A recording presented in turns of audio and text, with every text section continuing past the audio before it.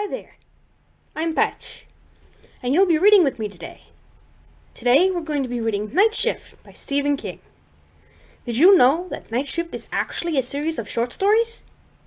Is everybody ready? Great! Now, let's settle down, grab some cocoa, and let's begin. Someone was shaking him. Carla was shaking him. He hadn't done the dishes or emptied the garbage, and Carla was going to be very angry, but that was all right.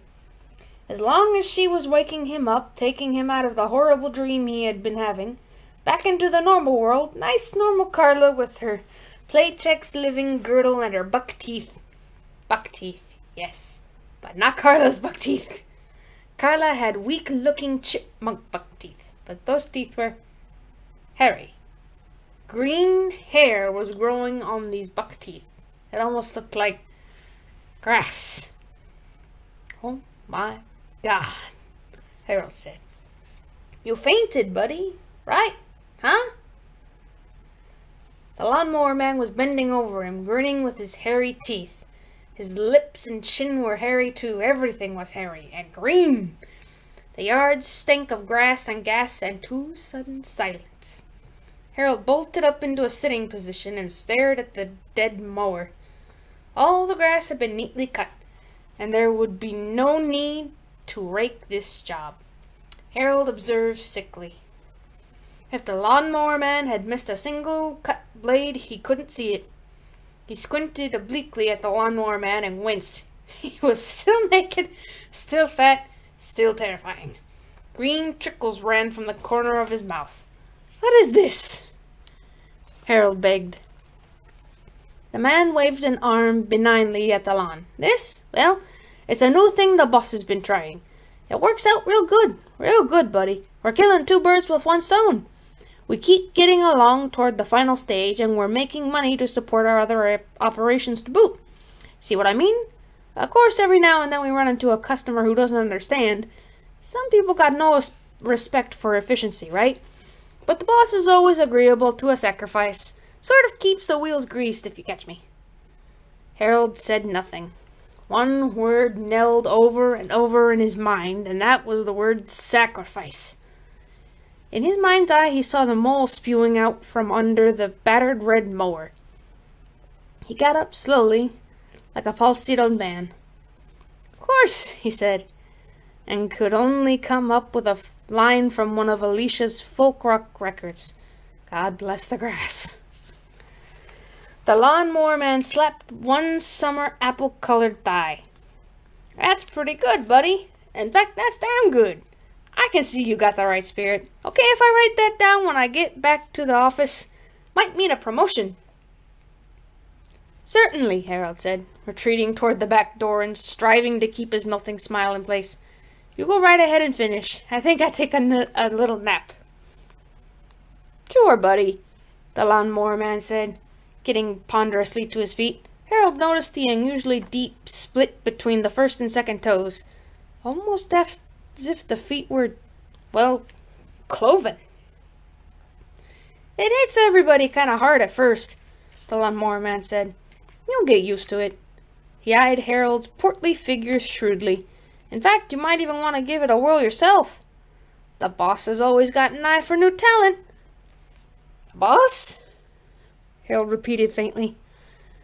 The lawnmower man paused at the bottom of the steps and gazed tolerantly up at Harold Parkett. Well, say, buddy, I figured you must have guessed. God bless the grass and all.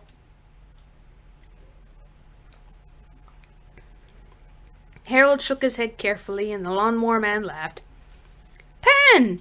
Pan's the boss! And he did a half-hop, half-shuffle in the newly cut grass, and the lawnmower screamed into life and began to trundle around the house.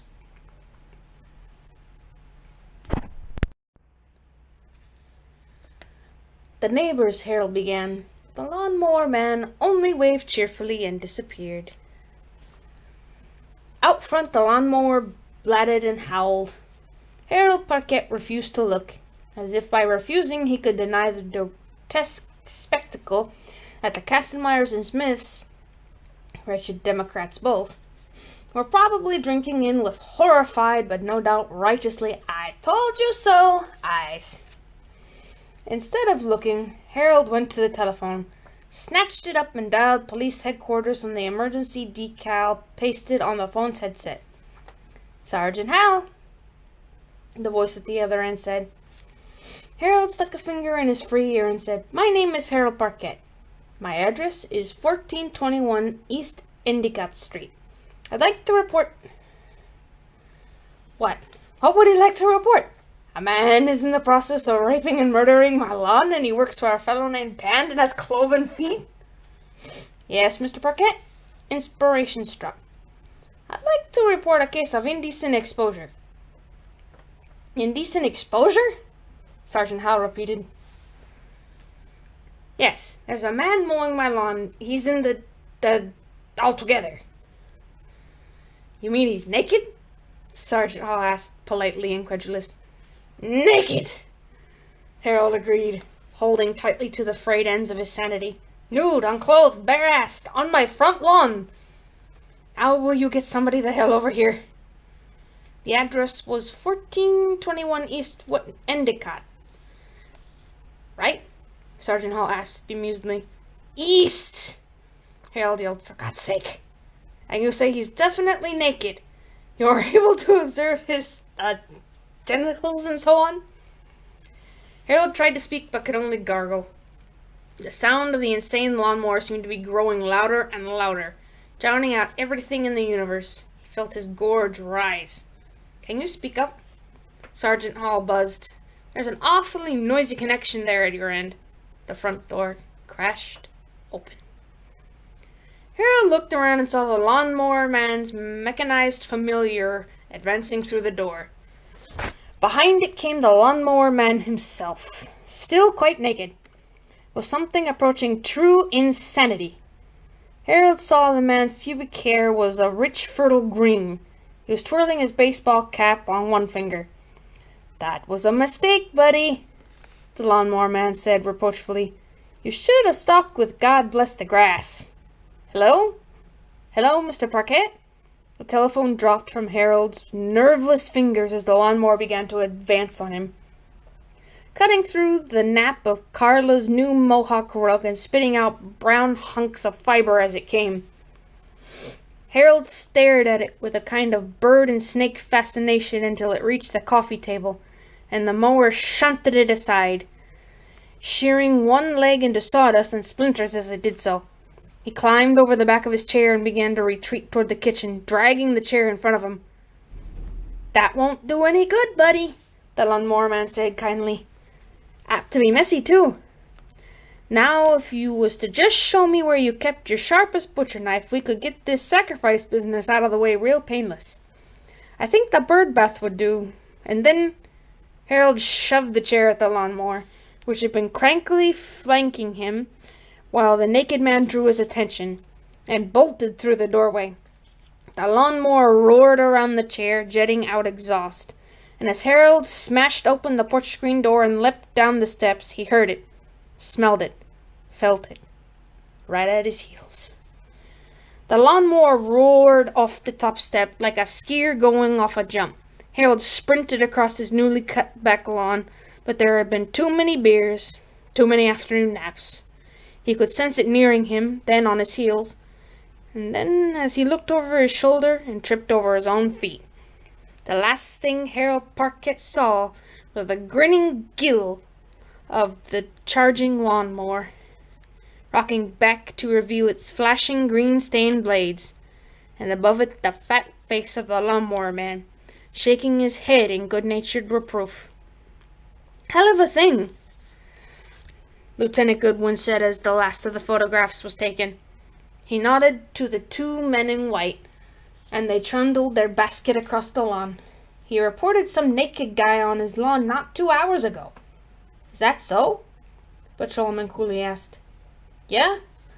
One of the neighbors called in too. Guy named Kastenmeyer. He thought it was Parquet himself." "Maybe it was, Cooley. Maybe it was." "Sir?" "Crazy with the heat," Lieutenant Goodwin said gravely and tapped his temple. "Schizophrenia." Yes, sir, Cooley said respectfully. Where's the rest of 'em? One of the white-coats asked. The bird bath, Goodwin said. He looked profoundly up at the sky. Did you say the bird bath? Indeed I did, Lieutenant Goodwin agreed. Patrolman Cooley looked at the bird bath and suddenly lost most of his tan. Sex maniac, Lieutenant Goodwin said. Must have been. Prints? Cooley asked thickly. You might as well ask for footprints, Goodwin said. He gestured at the newly cut grass. Patrolman Cooley made a strangled noise in his throat. Lieutenant Goodwin stuffed his hands into his pockets and rocked back on his heels. The world, he said gravely, is full of nuts. Never forget that, Cooley. Skizzles. Lab boys say someone chased Parquet through his own living room with a lawnmower. Can you imagine that? No, sir, Cooley said. Goodwin looked over Harold Parquet's neatly manicured lawn. Well, like the man said when he saw the black-haired Swede, it surely is a Norse of a different color.